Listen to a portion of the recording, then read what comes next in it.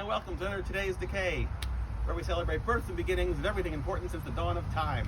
This is September 13th edition, coming to you from Harry Houdini's grave, for absolutely no reason whatsoever. Just cuz. And on this day in 1908, Mae Questel was born. I may or may not be pronouncing that correct. She's one of the multiple women who was wrapped up in the Betty Boop court scandal, which is to say, there was this one lady, Helen Kane, who was basically the living Betty Boop before Betty Boop existed, and Max Fleischer probably, but not definitely, but I'd say probably for sure, ripped off her persona and made her into the Betty Boop character. Meanwhile, he hired a bunch of other actresses to pretend like this isn't Helen Kane's thing, and like anybody could have done this, and therefore like he's not ripping off anybody. Mae Questel being one of them. So like they all have that voice, they all like look like her. Helen Kane was really upset and like took Max Fleischer to court over it. It was this whole big to-do. I don't know. They're all fun and add something interesting to the story. If you haven't seen early Max Fleischer cartoons, this would have actually been a good day to set up a 16 projector and show some Betty Boop Halloween cartoons. Maybe we'll do that later tonight. In the meantime, 1969, the Toronto Rock and Roll Revival Festival happened, which is really interesting because this is the first time in like a decade that like a lot of these surviving rock and roll performers from the 50s got back together again and did this like big event. It featured Gene Vincent, Bo Diddley, Chuck Berry, who else? I think Kim Fowley was the MC for the weekend, something like that.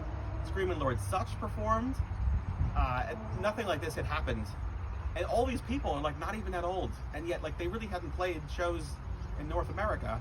I mean, like Gene Vincent, for instance, obviously goes to England and Europe and plays to like anybody that will have him at like VFW halls for 10 people. But other than that, like a lot of these people just were like not out of practice, but very much out of the spotlight. And like this was the first time that you'd almost have like an oldies concert out of it, even though they're all like probably, I mean, Gene Vincent dies when he's like 35, right? So all these like oldies performers are probably like 32. But you know, let's dust the cobwebs off and have them perform.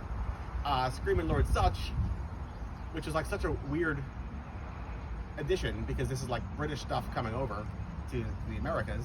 So he performed, and what's particularly interesting is Alice Cooper, the Alice Cooper band played, and definitely took in the Screamin' Lord Sutch stage show, and then happened to copy it, like, you know, down to like everything he was doing, pretty much.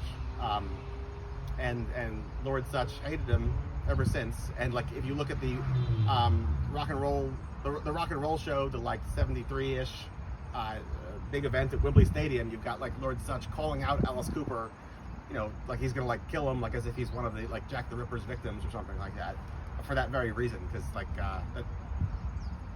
if you're to believe Lord Sutch, that's what happens. How about that? I should frame it that way, because Alice Cooper may come up with his own version. Anyway, 1974, I think it was, I could be wrong, I think, is on this day, September 13th, Kolchak, the Night Stalker, the TV show premiered, not the television movie, but the TV show, filled with great stuff. This is kind of like the archetype for every horror mystery TV show, be it like an X-Files thing or something like that. It stands the test of time. Speaking of standing the test of time, on this day, you know the magic word. You know what the magic word of the day is, Mr. Houdini. It's Pee-wee's Playhouse. That's right. On this day, 1986, Pee-wee's Playhouse, the TV show, premiered, and could it be any better? No, it can't. I love it. Anyway. That's it for today. So celebrate Pee-wee, celebrate the Night Stalker, celebrate rock and roll, and yeah, some Halloween Betty Boop cartoons. Why not, right? And that's it for today. Till tomorrow, folks. Bye.